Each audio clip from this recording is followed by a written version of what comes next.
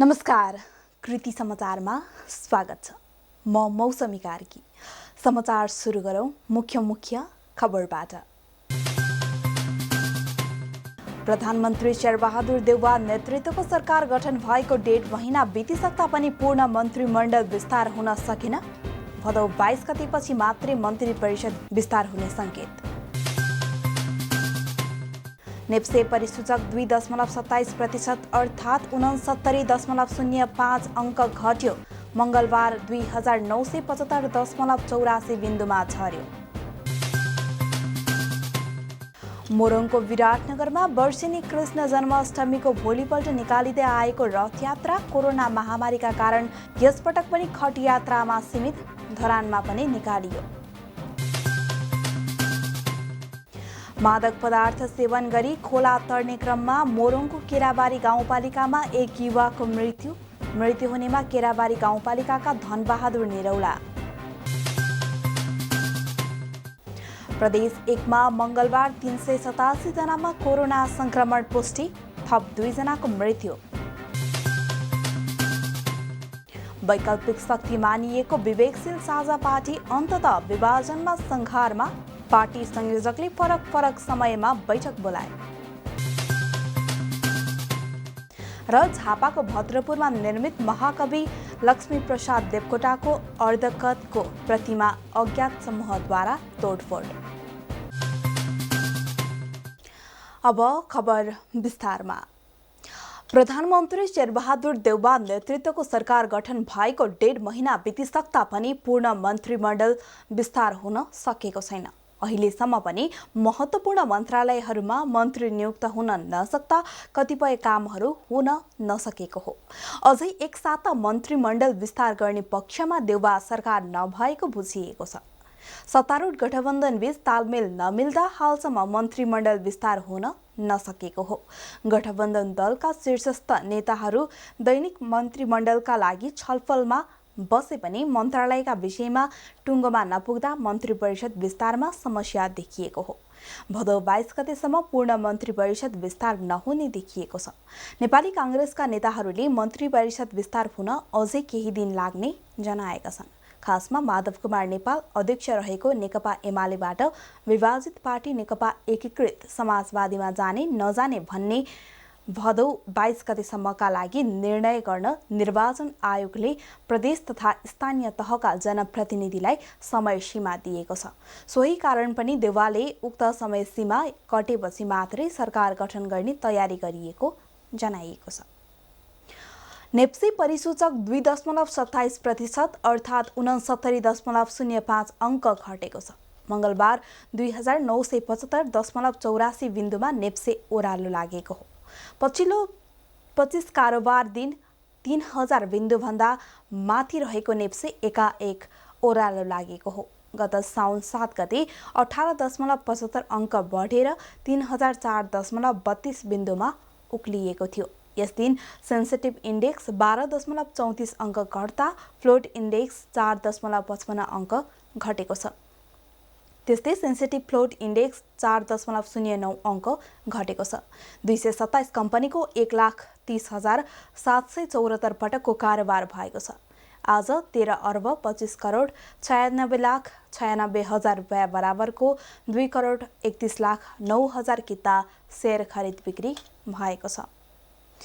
मोरङको विराटनगरमा वर्षेनी कृष्ण जन्माष्टमीको भोलिपल्ट निकालिँदै आएको रथयात्रा यसपटक पनि कोरोना महामारीका कारण खट यात्रामा सीमित राखिएको छ। परम्परालाई निरन्तरता दिनका लागि मात्रै खट यात्रा निकालिएको हो। विराटनगरमा लामो समय यता रथयात्रा निकालिँदै आएको थियो, तर सुरुवाती कालमा भने खटयात्राबाटै सुरुवात गरिएको थियो। राधाकृष्ण मन्दिरबाट मंगलबार खटयात्रा निकालेर नगर परिक्रमा गरिएको थियो, जस क्रममा सीमित भक्तजन मात्रै सहभागी रहेको जनाइएको छ। विराटनगरमा विक्रम सम्वत 1988 सालदेखि खटयात्रा निकाल्न थालिएको हो। 2024 सालदेखि भने रथयात्रा निकाल्न थालिएको हो। रथयात्रालाई दक्षिण एसियाकै ठूलो मानिन्छ। त्यस्तै धरानमा पनि इस्कन मन्दिरले पनि रथयात्रा निकालेको छ। धरान नगर परिक्रमा गरिएको जनाइएको छ। कृष्ण जन्माष्टमीको अवसरमा प्रदेश सरकारले झापा, मोरङ र सुनसरीमा सार्वजनिक बिदा दिएको छ। मादक पदार्थ सेवन गरी खोला तर्ने क्रममा मोरङको केराबारी गाउँपालिकामा एक युवाको ज्यान गएको छ। इलाका प्रहरी कार्यालय बेलबारीका इन्सपेक्टर सरोज खनालका अनुसार मृत्यु हुनेमा केराबारी गाउँपालिका 10 का 38 वर्षीय धनबहादुर निरौलाको ज्यान गएको हो। खदम खोला तर्ने क्रममा सोमबार अपराह्न 4 बजेतिर ज्यान गएको इन्सपेक्टर खनालले बताउनुभयो। सामूहिक रूपमा खोला तरिरहेको भए पनि अत्याधिक मापसे गरेका कारण शरीर नियन्त्रणमा नहुँदा बाढीले बगाएको थियो। निरौलाको शव पोस्टमार्टमका लागि बीपी कोइराला स्वास्थ्य विज्ञान प्रतिष्ठानमा ल्याइएको छ। घटनाबारे अनुसन्धान भइरहेको प्रहरीले जनाएको छ। प्रदेश 1 मा मंगलबार 387 जनामा कोरोना संक्रमण पुष्टि भएको छ। सामाजिक विकास मन्त्रालयका अनुसार झापामा 98, सुनसरीमा 94, मोरङमा 76, इलाममा 5, सङ्खुवासभामा 3, त्यस्तै भोजपुर र धनकुटामा 2-2, ओखलढुङ्गामा, उदयपुरमा र प्रदेश 1 बाहिरका 1-1 जनामा संक्रमण देखिएको हो। सुनसरीको इटहरीमा 64, धरानमा 16, रामधुनीमा 5, बरहा क्षेत्रमा 4, इनरवामा 2, दुहबी, हरिनगर र कोशी गाउँपालिकामा 1-1 जनामा कोरोना पुष्टि भएको छ। भोजपुरको भोजपुर नगरपालिकामा 2, धनकुटाको धनकुटा नगरपालिकामा 2 जनामा कोरोना देखिएको छ। त्यस्तै 393 जना कोरोना संक्रमणमुक्त भएका छन्। थप 2 जनाको मृत्यु भएको छ। वैकल्पिक शक्ति मानिएको विवेकशील साझा पार्टी अन्ततः विभाजनमा संघारमा पुगेको छ। पार्टीका संयोजक रविन्द्र मिश्र राजतन्त्रको पक्षमा खुलेर लागेपछि पार्टी ध्रुवीकरण बढेको हो। मिश्रले केही समय अघि व्यक्तिगत भन्दै संघीयताको खुलेर विरोध गरिएको वक्तव्य निकाल्नु भएको थियो।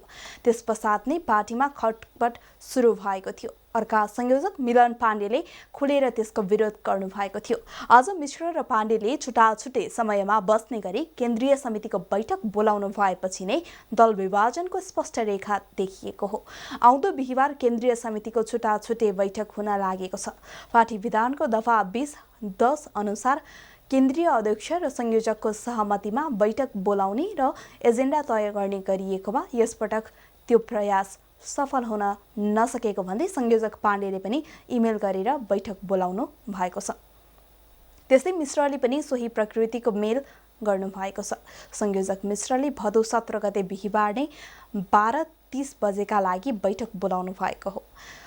विवेकशील साझा पार्टीमा पछिल्लो पटक अध्यक्ष मिश्रले संघीयता खारेजी र धर्मनिरपेक्षताबारे जनमत संग्रह सहितको विचार अगाडि सार्नु भएको छ। विवेकशील पार्टी र साझा पार्टी मिलेर 2074 साउन 11 गते विवेकशील साझा पार्टी बनेको हो। त्यसपश्चात 2075 पुसमा विभाजित बनेको पार्टी फेरि 2077 मङ्सिरमा एकता भएको थियो।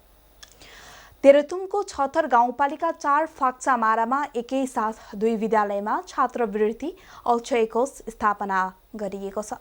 हाकपारामा जन्मी हाल बेलायतमा रहेका चन्द्रकला इमेहाङले एकैसाथ 2 लाख रुपियाँ भन्दा बढीको अक्षय कोष स्थापना गर्नुभएको हो।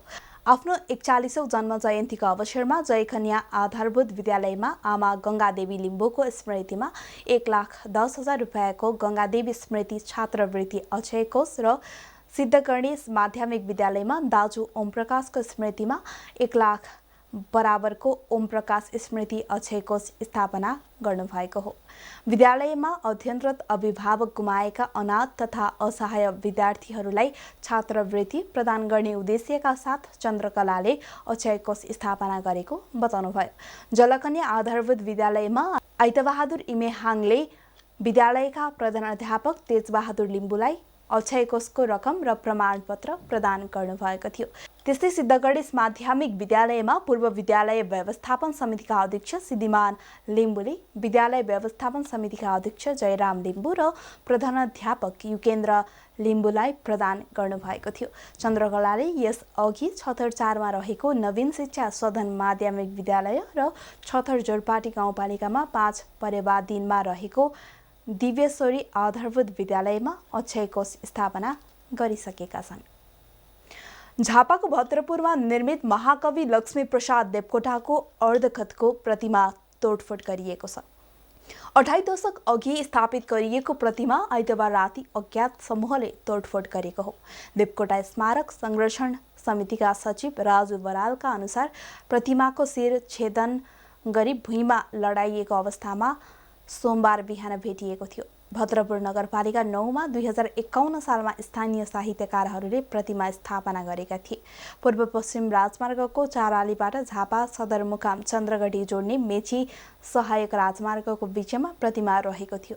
देवकोटा स्मारक संरक्षण समितिले प्रतिमा तोडफोडमा संलग्नलाई कारबाहीको दायरामा ल्याउनका लागि प्रहरीसँग अनुरोध गरेको छ।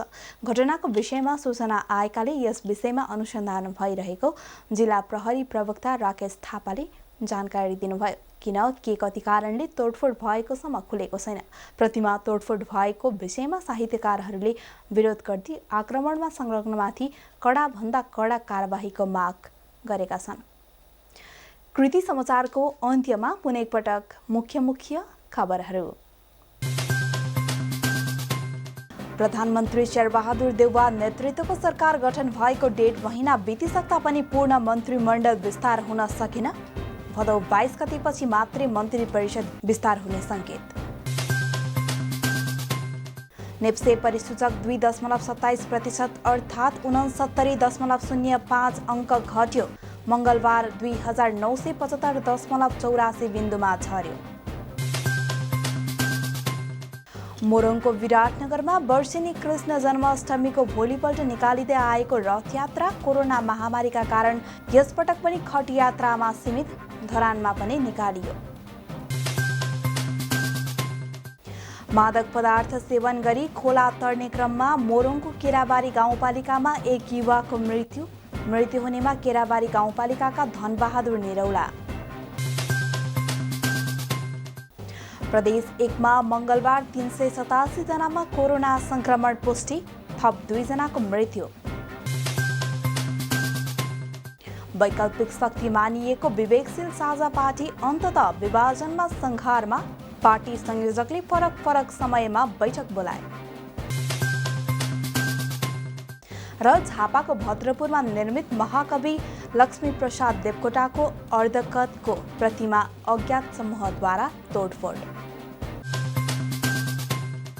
हौस् त कृति समाचार यति नै। कृति टेलिभिजन हेर्दै गर्नुहोला। नमस्कार।